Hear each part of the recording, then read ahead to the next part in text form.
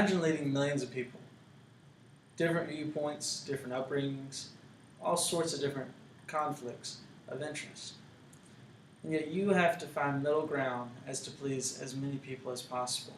How difficult of a job do you think that would be? Let alone with half the population probably disliking you, or even worse, they hate you. How much can a person really take until it's just too much? Well, that's part of the story for two of our most well-known leaders, Scott Walker and Bill Clinton. Scott Walker is the Republican governor of Wisconsin. Bill Clinton, former Democrat governor of Arkansas, and the 42nd President of the United States. They have both gotten past many difficult times throughout their political careers and have found great success in trying circumstances. The following analysis will include their upbringing, their political accomplishments, and how their leadership skills pushed them through the toughest of stretches. Bill Clinton had a very difficult childhood. His father had died before he was born, and his stepfather abused he and his mother while Bill was a child. It's not the beginning of a life that you would expect to lead to the President of the United States, but sure enough, it did.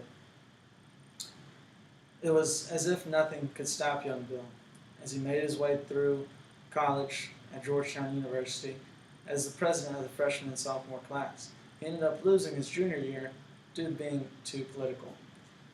He did it, though, through his likability and personable side. He's always come off as a kind person, one who cares for the common man. These characteristics took him further in the political realm than most could imagine. He continued his political career when he became representative for the state of Arkansas. He faltered slightly as he lost the general election, but this was just the beginning. His next step was to become Attorney General, and did so unopposed. After years of fighting for the wants and needs of his fellow Arkansas people, Bill ran for governor of Arkansas. It was quite the accomplishment, as he won in a landslide vote with 63.4% of the vote. Unfortunately, it was a short-lived victory as he lost his re-election bid 2 years later.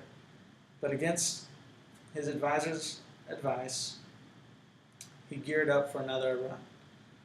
He had miscalculated some of his initiatives that he pushed early in his term, but that was a few years ago, and now he's much wiser and more determined than ever. He took the governorship back in 1982. He held on to that position for the next decade as he revitalized the state of Arkansas. He did so through the economy and through school. The job market had improved dramatically under Clinton, with unemployment dropping, but the wages were stagnant, they were low. The economy also came roaring back, in part due to his reduction of taxes on large corporations, which had previously helped to boot him out of the governorship a few years earlier. I would say he had become a little bit more politically gifted after that loss. He also encouraged banks to loan more money to entrepreneurs. Each of these tactics helped tremendously. His initiatives in the education system were also a huge success, with the dropout rate falling below the national average and more high schoolers going to college than ever before, and actually matching the national average. He increased the pay of teachers, implemented standardized testing, and offered more courses for those in high school than ever before. His future wasn't decided as of yet, but to say he wasn't looking to continue his rise in the political realm would be naive. President Reagan had gotten the economy back on track after a disastrous 4 years of Jimmy Carter. That success then vaulted Vice President George H.W. Bush to succeed him as president. Read my lips, no new taxes, were, to say the least, President Bush's famous last words, as it did come back to bite him. Now, who do you think jumped at this bone that was thrown out there? That's right, Bill Clinton. He mounted a campaign to become the 42nd President of the United States. He did so while still in a 4-year term as governor of Arkansas, which he had changed previously from the 2-year term. But he justified this because he had accomplished all that he set out to do. What's more to argue? This came, though, after he told his constituents that he would finish out his 4-year term no matter what. Whoops. But, oh well, let's face it. It really wasn't that big of a deal because of how successful he was as president. As president, Clinton accomplished very far-reaching legislation, and did so by extending the hand to the Republican Party. The '94 midterm elections really made him turn more moderate to the central side. He passed legislation such as NAFTA, the North American Free Trade Agreement, START, Nuclear Reduction Arms Treaty reduction, and welfare reform and a trade agreement with China. NAFTA opened up the trade routes with Mexico and Canada that were not as easy and accessible as before. Made trade cheaper and increased wealth across the continent. What's good for them is good for us kind of mantra. Welfare reform was one of the premier bills that he signed while president. It took the ball out of the government's hands and put the onus on the recipient.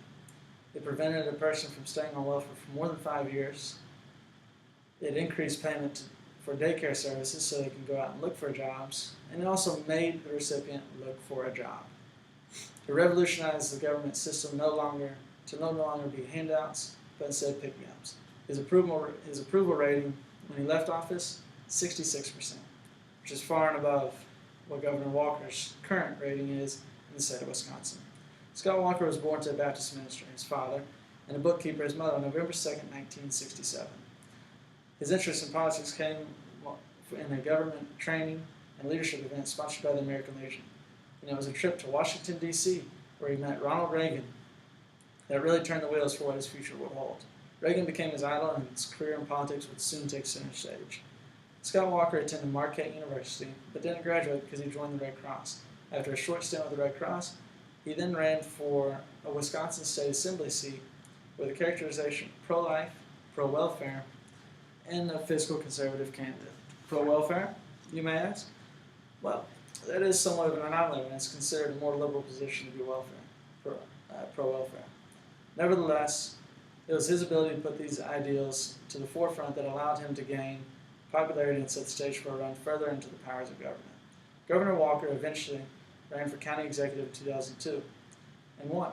It was the same mantra as before, as he stuck to his conservative principles in a somewhat purple state. He was winning the people over, and then the moment of all moments came. The year was 2010. President Obama had just lost the midterm elections had a rough first couple years. 29 governors were elected, 11 of which switched hands from the Democrats to the Republicans. 53% of state houses were now in Republicans' hands, highest since 1928, and 54 of 99 state bodies were now in Republican control, highest since 1952. He pounced on this golden opportunity, and he won the gubernatorial election running on the same principles as before. He was a likable person who didn't come off as arrogant or as someone with too much power. It is in part to his likability that he is still in office, because of some controversial legislation that he's passed recently. He took away the collective bargaining agreement rights for unions, and he also passed very restrictive abortion control legislation.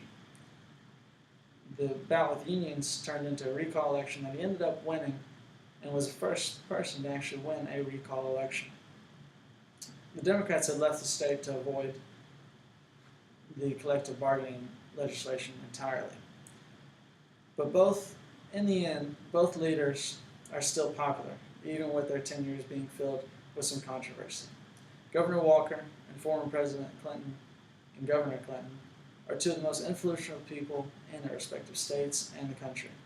They gained this influence in two different ways, which led to two different results. President Clinton worked well with the other party and was able to moderate the differences between the two parties, whereas Governor Walker has done much of his controversial bills one-sided. One can't fault the governor for sticking to his principles, but he's paid the price in public opinion poll. President Clinton, on the other hand, survived a scandal, impeachment, and loss of trust, but scathed away with extremely high ratings. Clinton earned such high ratings because of his leadership style, which gave everyone a voice no matter the party. His communication style was courteous and friendly to the common man. Governor Walker can be just as effective a leader, but he will have to find more common ground with the opposite party if he wants to find a place with the greatest of politicians. Both leaders have been effective in their own way, but it is clear that President Clinton did it the better way. So